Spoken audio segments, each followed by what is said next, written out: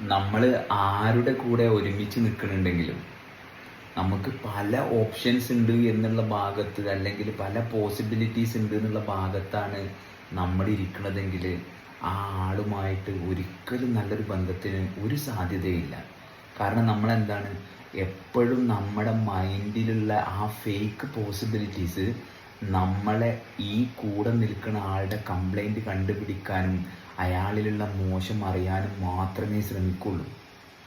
മറിച്ച് നമുക്ക് യാതൊരു പോസിബിലിറ്റി ഇല്ല. ഇപ്പം ഞാനിരിക്കുന്ന അവസ്ഥ എനിക്ക് പ്രപഞ്ചം തന്ന ഏറ്റവും വലിയ പോസിബിലിറ്റി ആണെന്ന് തിരിച്ചറിയുന്ന നിമിഷം തൊട്ട് നമുക്ക് സിമ്പിളായിട്ടുള്ള ഒരുപാട് കാര്യങ്ങൾ ഒഴിവാക്കാൻ പറ്റും.